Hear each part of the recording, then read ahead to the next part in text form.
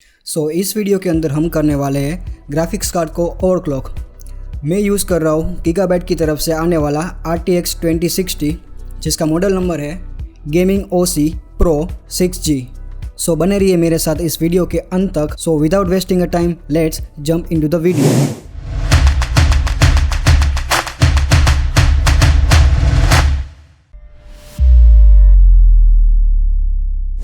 Guys हम आ चुके हैं डेस्कटॉप के ऊपर और हमें यहाँ पे दो सॉफ्टवेयर को डाउनलोड करना पड़ेगा।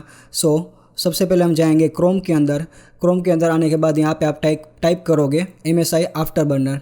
टाइप करने के बाद जो आपको फर्स्ट लिंक मिल रहा है उसके ऊपर क्लिक करने के बाद आप कुछ इस प्रकार का पेज के ऊपर आ जाओगे। यहाँ पे आप स्क्रॉल डाउन करोगे और लास्ट में आ जाओगे। लास्ट में इसका डाउनलोड करने का लिंक दिया हुआ है, तो ये लिंक के ऊपर आप क्लिक करके इस सॉफ्टवेयर को डाउनलोड कर लेंगे। ठीक है, तो मैंने ऑलरेडी इस सॉफ्टवेयर को डाउनलोड करके रखा हुआ है, तो मैं इसको कैंसिल कर दे रहा हूँ। सेम एज आप एक दूसरा सॉफ्टवेयर जो है जिसका नाम है हेवन, ठीक है, तो ये सॉफ्टवेयर को भी आप यहाँ से डाउनलोड कर सकते हो। टाइप करने के बाद आपको जो फर्स्ट लिंक मिल रही है वो फर्स्ट लिंक के ऊपर आप क्लिक करोगे। जैसे क्लिक करोगे ये वाले पेज के ऊपर आप लैंड कर जाओगे। देन आपको इस बटन के ऊपर क्लिक करके भी इस सॉफ्टवेयर को आपको डाउनलोड करना है। तो मैंने ऑलरेडी इस सॉफ्टवेयर को भी मैंने डाउनलोड करके रखा है, तो मैं इसको कैंसिल कर रहा हूँ। एक बार डाउनलोड हो जाने के बाद आप दोनों सॉफ्टवेयर को इंस्टॉल कर लोगे। तो मेरे केस के अंदर वो दोनों सॉफ्टवेयर यहाँ पे है। तो सबसे पहले मैं ओपन करने जा रहा हूँ MSI आफ्टरबर्नर को। एक बार ये सॉफ्टवेयर ओपन हो जाने के बाद उसका जो UI है वो कुछ इस प्रकार का आपको देखने को मिल जाएगा। लेफ़्ट साइड के ऊपर आपको देखने को मिल जाएगा base frequency and boost frequency, and right side के ऊपर आप देख पा रहे हो कि ये दिखा रहा है कि ग्राफिक्स का वोल्टेज एंड ग्राफिक्स का टेम्परेचर। नीचे देख पा रहे हो आप कि इन सिस्टम के अंदर, मतलब आप जो भी सिस्टम यूज़ कर रहे हो उन सिस्टम के अंदर आप कौन सा ग्राफिक्स कार्ड यूज़ कर रहे हो, तो उसका मॉडल नंबर भी आप यहाँ पे देख सकते हो। अगर आप ग्राफिक्स कार्ड को चेंज करना चाहते हो तो आप यहाँ से उसको चेंज भी कर सकते हो। तो मैं फ़िलहाल RTX 2060 को मैंने सिलेक्ट करके रखा हुआ है। हम जाएंगे यहाँ पे सेटिंग्स के ऊपर और सेटिंग्स के अंदर जाएंगे मॉनिटरिंग टैब के अंदर। तो यहाँ पे कुछ पैरामीटर्स आपको दिया है, ये सभी पैरामीटर्स को आप कैसे यूज़ कर सकते हो, तो इसके लिए मैंने एक डेडिकेटेड वीडियो बना के रखा है। अगर आप इंटरेस्टेड हो तो मैं आई बटन के अंदर मैं लिंक दे दूँगा, या फिर आप डिस्क्रिप्शन के अंदर भी लिंक को मिल जाएगा, वहाँ पर जाके आप चेक कर सकते हैं। एक बार ये मॉनिटरिंग टैब के अंदर जितना भी पैरामीटर्स है वो सभी को सेट करने के बाद हम आएंगे यहाँ पे।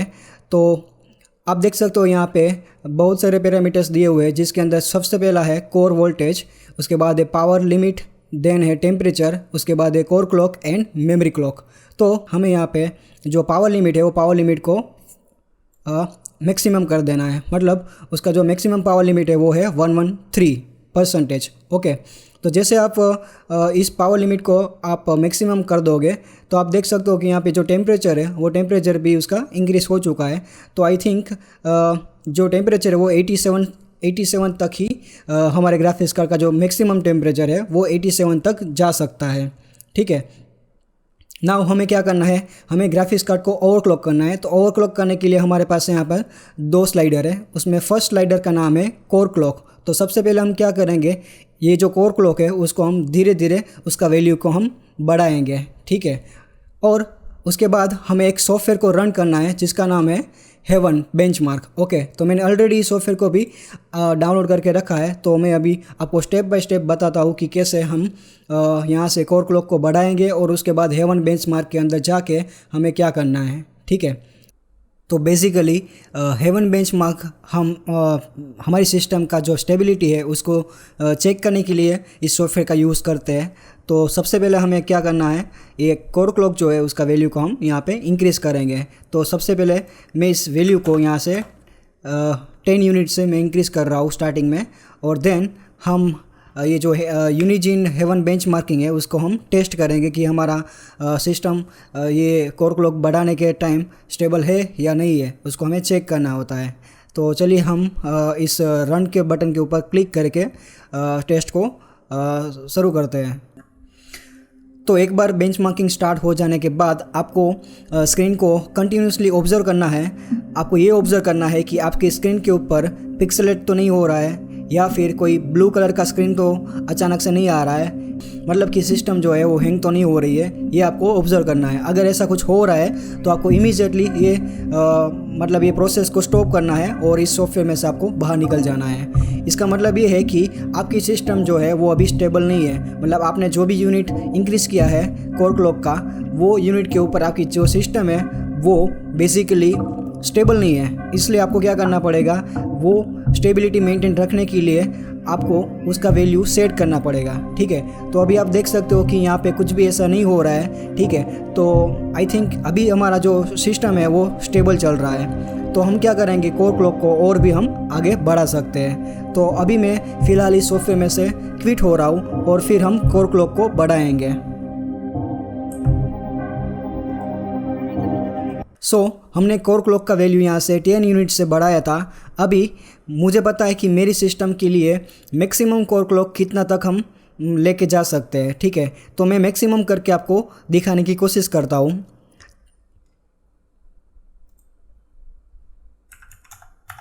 ओके, जो स्टेबल वैल्यू है मेरे सिस्टम के लिए वो है 110 यूनिट, मगर मैं यहाँ पे टाइप कर रहा हूँ 120 यूनिट। ओके, तो जैसे ही मैं 120 यूनिट टाइप करूँगा तो मेरी जो सिस्टम है वो अनस्टेबल हो जाएगा। मतलब कि उसको स्टेबल बनाने के लिए, स्टेबल रखने के लिए हमें क्या करना है, जो यूनिट है वो यूनिट को धीरे धीरे हमें इंक्रीज़ करना है। तो मेरा जो स्टेबल यूनिट है वो है 110, मगर मैं सिर्फ आपको दिखाने के लिए यहाँ पे इस वैल्यू को मैं इंक्रीज़ कर रहा हूँ ताकि आपको पता चले कि स्क्रीन के ऊपर क्या होता है। हमारी जो सिस्टम है वो जब अनस्टेबल हो जाती है तो स्क्रीन के ऊपर क्या चेंजेस नज़र आता है वो आपको दिखाने के लिए मैंने यहाँ पे कोर क्लॉक को बढ़ा दिया है 120 यूनिट करके। ठीक है, तो यहाँ से हम ओके क्लिक करके इस बेंचमार्किंग को हम फिर से स्टार्ट करेंगे और देखेंगे कि स्क्रीन के ऊपर क्या नज़र आ रहा है। तो आप देख सकते हो स्क्रीन के ऊपर कि आपको ब्लू एंड रेड कलर का कुछ डॉट्स जो है वो नज़र आ रहा है और आपकी जो स्क्रीन है वो पूरी ब्लैकआउट हो चुकी है। तो मैं इमीडिएटली इस प्रोसेस को मैं स्टॉप कर रहा हूँ यहाँ पे।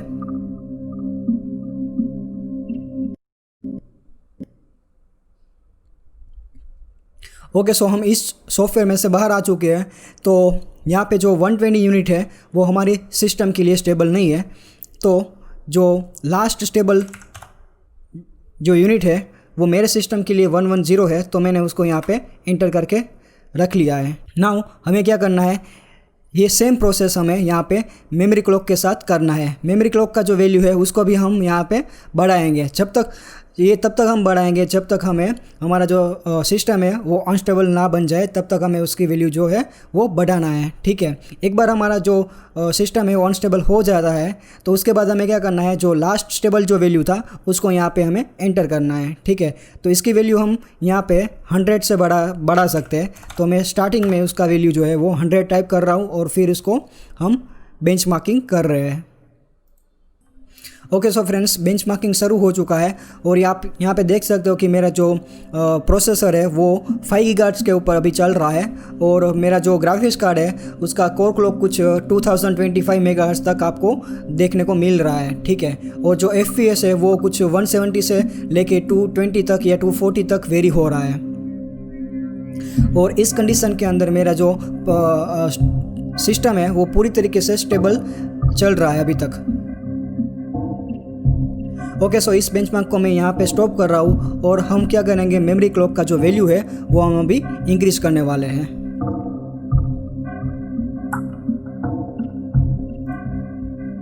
ओके, फ्रेंड्स, जैसे मैंने कोर क्लॉक के साथ किया था वैसे ही यहाँ पे मैं मेमोरी क्लॉक के साथ कर रहा हूँ। तो मुझे पता है कि मैक्सिमम कितना मेमोरी क्लॉक तक हम जा सकते हैं, उसके बाद हमारा जो सिस्टम है वो अनस्टेबल हो जाएगा। तो मैं यहाँ पे टाइप कर रहा हूँ 1500 यूनिट। ओके, ये यूनिट टाइप करने के बाद मैं फिर से इस स्टेबिलिटी टेस्ट को मैं एक बार रन करूँगा और देखेंगे कि हमारी सिस्टम जो है वो स्टेबल है या नहीं है।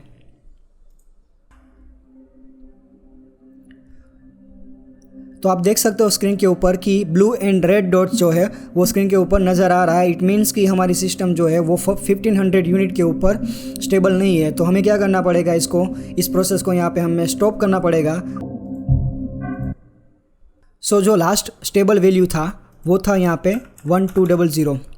ठीक है, तो यहाँ पे कोर क्लॉक जो है वो है 110 यूनिट एंड मेमोरी क्लॉक जो है वो है मेरे लिए, मेरी सिस्टम के लिए है 1200 यूनिट, ठीक है। तो इस यूनिट के ऊपर मेरा जो सिस्टम है वो स्टेबल चल रहा है। इट मीन्स कि मेरा जो ग्राफिक्स कार्ड है वो ओवरक्लॉक हो चुका है इस यूनिट के ऊपर, ठीक है। अगर मैं इस वैल्यू को मैं इंक्रीज़ करूँगा तो मेरा जो सिस्टम है वो अनस्टेबल हो सकता है। तो इस वैल्यू के ऊपर मैं फिर से आपको एक बार इस हेवन बेंचमार्क को रन करके आपको मैं दिखाता हूँ कि हमारा जो सिस्टम है वो इस यूनिट के ऊपर स्टेबल है और हमें मैक्सिमम कितना आउटपुट मिल सकता है। सो फ्रेंड्स, आप देख सकते हो कि हमारा जो ग्राफिक्स कार्ड है वो अभी ओवरक्लॉक हो चुका है और स्क्रीन के ऊपर कोई भी टाइप का पिक्सेलेट नज़र नहीं आ रहा। इट मीन्स कि पूरी तरीके से हमारा जो सिस्टम है वो स्टेबल चल रहा है। और यहाँ पे आप देख सकते हो कि जो CPU है वो 5 गीगाहर्ट्ज़ के ऊपर चल रहा है और जो GPU है हमारा, मतलब जो ग्राफिक्स कार्ड है वो 2025 मेगाहर्ट्ज़ तक ओवरक्लॉक हो चुका है। तो आप इस प्रोसेस को अपना ग्राफिक्स कार्ड के ऊपर अप्लाई करके आप भी अपने ग्राफिक्स कार्ड को ओवरक्लॉक बड़े आसान तरीक़ों से आप कर सकते हो। सो फ्रेंड्स, सिंथेटिक बेंचमार्क हो जाने के बाद रियल वर्ल्ड में ग्राफिक्स कार्ड को ओवरक्लॉक करने के बाद आउटपुट में कितना चेंजेस देखने को मिलता है, ये देखने के लिए मैंने यहाँ कुछ गेम्स को बेंचमार्किंग किया है। तो आप देख सकते हैं स्क्रीन के ऊपर कि मैंने गेम्स को एक बार विदाउट ओवरक्लॉक किए खेला है और चेक किया कि गेम्स में मैक्सिमम कितना FPS मिलता है। एंड देन सेकेंड केस में सेम गेम को मैंने ओवरक्लॉक के साथ खेला और मैंने देखा कि FPS में 20 से लेके 50 FPS तक इंक्रीमेंट देखने को मिल रहा है। सो अगर आपको ये वीडियो पसंद आया है तो इस वीडियो के ऊपर जाके जल्दी से लाइक कीजिए और अगर अभी तक आपने हमारे चैनल को सब्सक्राइब नहीं किया है तो जल्दी से जाके हमारे चैनल को भी आप एक बार सब्सक्राइब कर लीजिए, क्योंकि हम लाते रहते हैं ऐसे ही वीडियोस हमारे चैनल के ऊपर। So guys, I will see you in my next video. Until you do whatever you wanted to do, bye for now.